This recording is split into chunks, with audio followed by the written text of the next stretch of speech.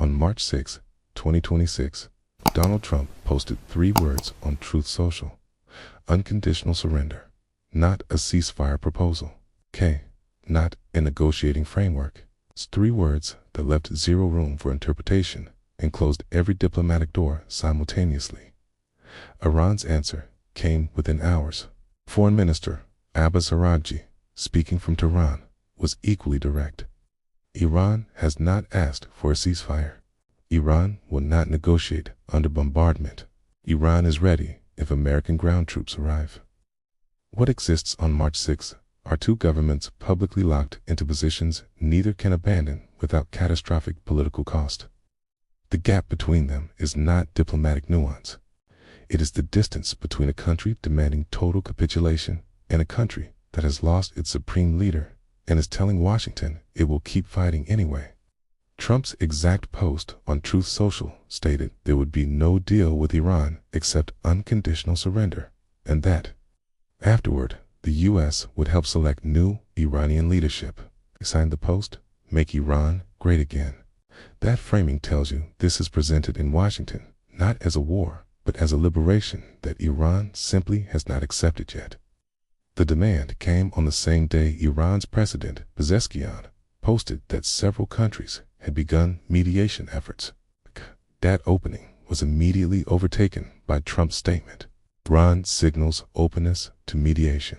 Trump responds with unconditional surrender. That is not a negotiating exchange. That is a door closing. By March 6, the battlefield picture has shifted significantly from day one, according to U.S. officials. Quote, 2 stealth bombers have dropped dozens of 2,000 Del B bombs on buried Iranian ballistic missile launchers across multiple sites over the past 48 hours. Iranian missile launches are down approximately 90% compared to the opening days of the conflict, according to U.S. military statements. Israel's military chief confirmed over 2,500 strikes using more than 6,000 weapons against Iranian targets since February 28 and stated the next phase of the campaign is beginning. On the Iranian side, a source cited by Fars news agency by March 5 reported Iran had fired over 500 ballistic missiles and nearly 2,000 drones since the war began. That is an enormous expenditure of pre-war arsenal in just 6 days, and it is being graded in real time by American B-2 strikes on the launches themselves. Iran is losing hardware faster than it can replace it, but it has not stopped fighting. Here is the detail. Most coverage is not connecting to Trump's surrender demand directly, and it changes everything about how to read today's statement from Washington.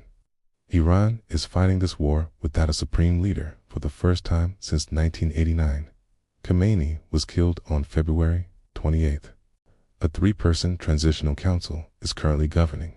President Pezeshkian, Judiciary Chief Mozinegi, and Guardian Council Jurist Alireza Arafi. That council has no single authoritative voice that Washington can negotiate with, counter, or hold accountable. Trump's surrender ultimatum has no single clear recipient inside Iran's government structure right now.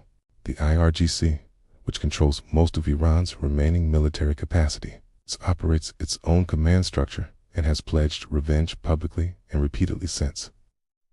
February 28th, Iran's response to Trump's demand is not just a foreign minister on NBC News.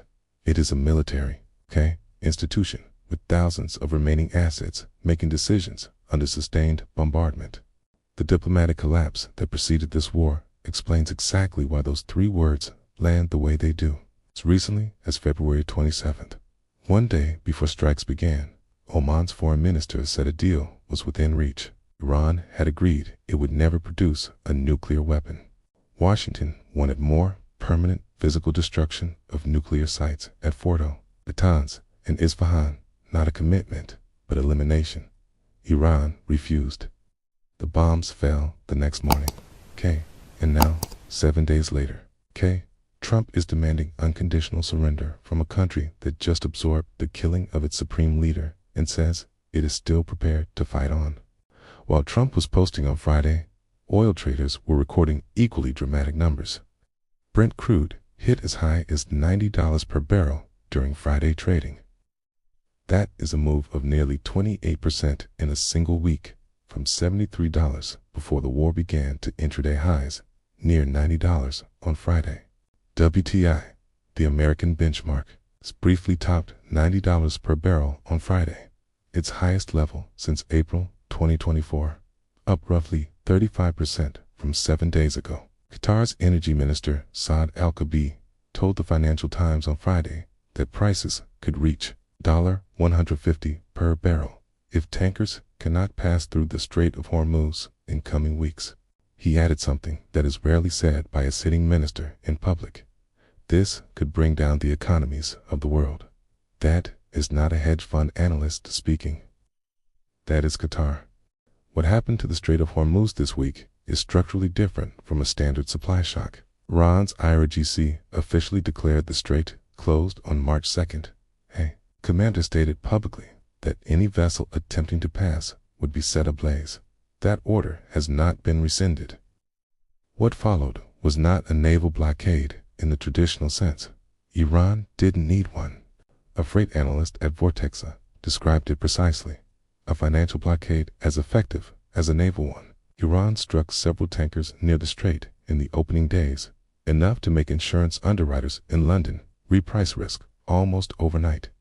War risk premiums for a single Hormuz transit jumped from 0.1 to 5% of a ship's value to between 0.2% and 0.4%, roughly $250,000 more per crossing for a large crude tanker.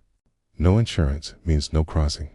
Ship captains do not transit a contested waterway without coverage, regardless of what naval escorts are available. March 3rd, according to the Joint Maritime Information Center, 0 tankers crossed the Strait of Hormuz that day.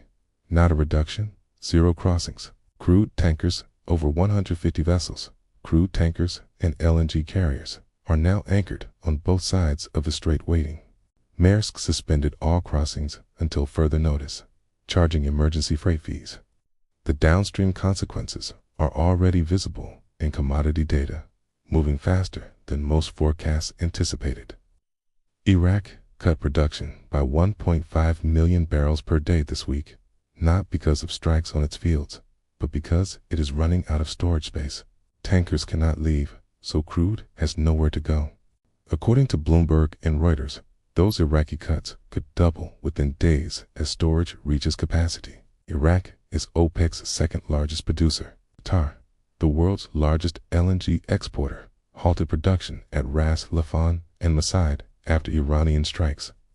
European natural gas futures jumped 30% on that announcement alone. Saudi Arabia shut its largest refinery. Bahrain's Babco refinery was struck by Iran on Thursday. Energy infrastructure across the Gulf is under direct attack. What is happening is not an oil price spike driven by fear. It is a spike driven by the actual physical removal of supply from global markets in real time. Fear-driven spikes reverse when fear subsides. Supply removal spikes reverse only when the supply physically comes back online, and the supply right now has no clear return timeline. The White House press secretary was asked directly when the strait would be safe for commercial shipping again. Her answer: there is no timeline. JP Morgan analyst Natasha Kaneva put a number on the consequence. If the closure continues and Gulf producers exhaust storage, Brent could reach $120 per barrel. RBC Capital Markets analyst Helima Croft raised a precise question to clients. Are there enough Navy assets to both escort tankers and continue active strike operations against Iran? A significant development broke on Friday that almost no coverage is connecting to the surrender ultimatum or the oil market. The Washington Post reported, citing U.S. officials, that Russia is providing Iran with real-time intelligence to help target American military forces across the region. The targeting information reportedly includes locations of U.S. warships and aircraft. One official described the effort as pretty comprehensive. Moscow has not responded to the report. Russia publicly called for a ceasefire. The U.S. Defense Secretary said Russia was not really a factor. Officials say Moscow is feeding Tehran coordinates for American ships. That is not neutrality conducted from a safe distance. That is active participation in a conflict involving American military assets carried out through intelligence channels. Russia's position in this conflict is strategically comfortable for a country doing nothing publicly. Russia benefits directly from every dollar oil adds above its pre-war baseline. With the Brent near $90 this week, Moscow's energy revenues, the primary fuel for its Ukraine war, are climbing. Ellen Wald of Transversal Consulting told CNBC, Putin is thrilled because anything that raises oil is good for him. Every munition fired at Iran is one not flowing to Kyiv. Chatham House described Moscow's posture as strategic, hedging, condemned strikes publicly, avoid military commitment, profit from the chaos, and reportedly share intelligence on the side. Russia's deeper structural problem is that it cannot meaningfully arm Iran, even if it wanted to. Both countries are consuming the same weapons categories in their respective ongoing wars. China's position is the most structurally complicated of any major power watching this conflict. China gets roughly 45% of its oil from the Hormuz corridor. K buys over 90% of Iran's oil exports. K and is simultaneously Tehran's top economic partner and the country most hurt by Iran's current actions. Bloomberg reported this week that Beijing had privately urged Iranian counterparts not to target oil and LNG tankers transiting Hormuz and not to strike Qatari export facilities.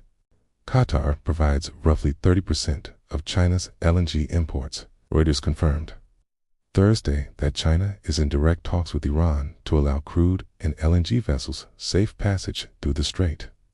Chinese-flagged vessels appear to be among the very few still transiting the strait, suggesting Beijing may be quietly negotiating its own protected corridor while Western shipping stays away. Wang Yi told his Iranian counterpart that while Beijing supports Iran's right to defend itself, Tehran should heed the reasonable concerns of its neighbors. Unusually direct language from China toward Iran. Gabriel Wildau Ateneo told CNBC, preserving détente with the U.S. remains a strategic priority for China's leadership. Trump's planned visit to China later this month is apparently still on.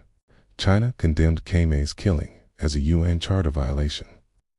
China is also maintaining a presidential summit with Washington. Both are true simultaneously.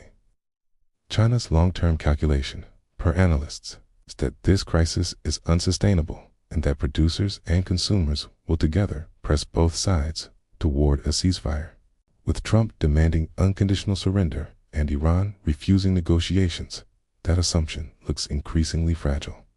On March 3rd, Israel struck the Assembly of Experts, Building and Calm, the body constitutionally tasked with choosing Iran's next supreme leader. A ballot box used for official voting was destroyed in the strike. Officials responsible for counting Supreme Council votes were reportedly killed. Iran International, citing exclusive sources, reported the IRGC had already effectively made its choice, regardless of that destruction. Under sustained pressure from IRGC commanders, assembly members were being pushed toward Mojtaba Khamenei as the next supreme leader. He is the dead supreme leader's own son, 55 years old, with deep ties to the IRGC. The Islamic Republic toppled a monarchy in 1979, specifically to end dynastic rule. Under bombardment, it is potentially about to create one.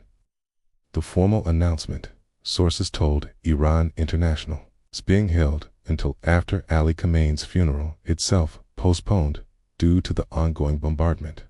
Ashan Ostavar, Iran expert at the Naval Postgraduate School, told NBC News directly, even replacing the supreme leader changes nothing fundamental.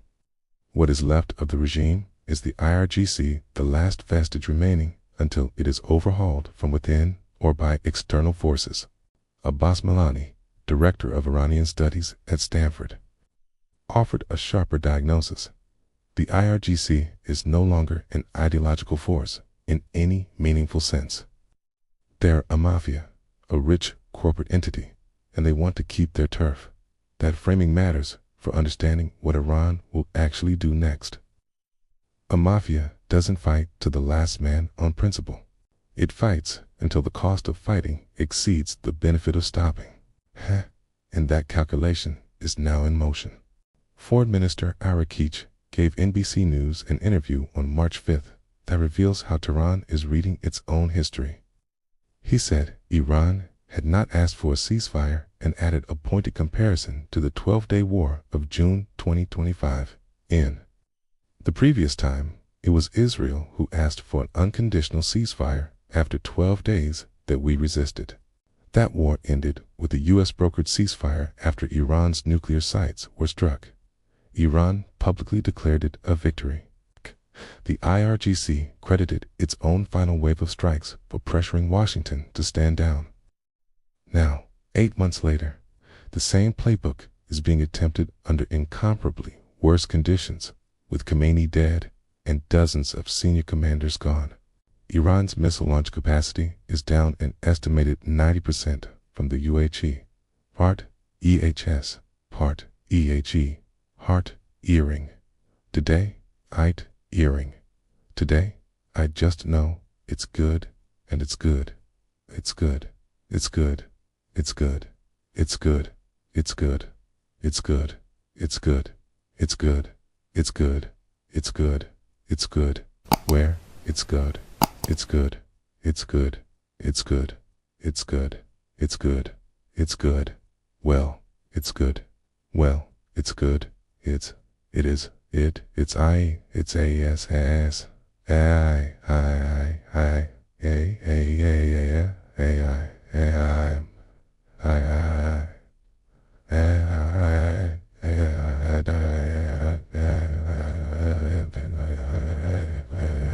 Opening days of the war per U.S. military statements cited by Al Jazeera on March 6.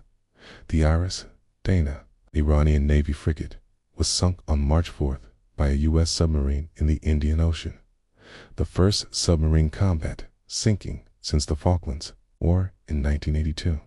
And yet, Araghchi is projecting the same defiance that appeared to work in June 2025.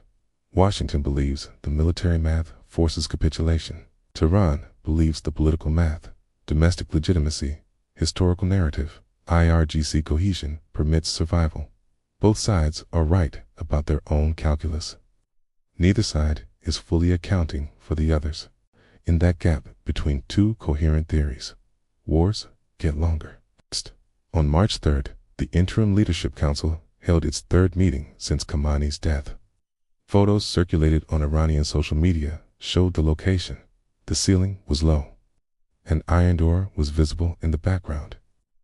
Social media users and journalists identified the setting as a ward inside Tehran's Arman Hospital. Iran's ruling council is governing from a hospital basement. Al Jazeera reported that Tehran streets are largely empty except for IRGC checkpoints, with one resident describing checkpoints on every street and alley.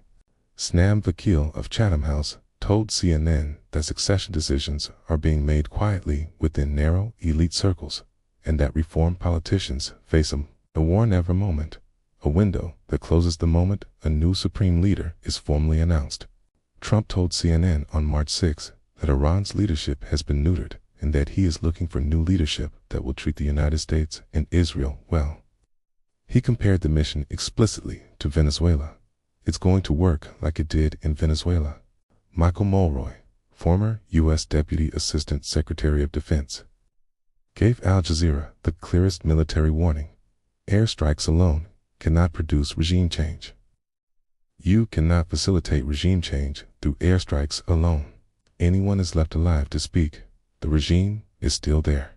The Washington Institute, publishing its analysis this week, framed the diplomatic questions as pressing as the military ones.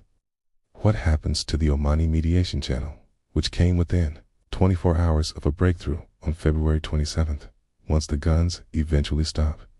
Does a new supreme leader, chosen under IRGC pressure during active bombardment, have any real legitimacy to sign a nuclear agreement with Washington? The IRGC has outlasted every crisis thrown at it since 1979. The Iran-Iraq War, international sanctions, 6 rounds of mass protests, 2 wars with Israel, the assassination of its supreme leader. It's all survived until now. It has never faced all of them simultaneously. That is where we are on day 7. A regime governing from a hospital basement under unprecedented compound pressure. Government choosing its next supreme leader under IRGC coercion, rejecting defiance while its missile capacity degrades and its navy sinks in the Indian Ocean.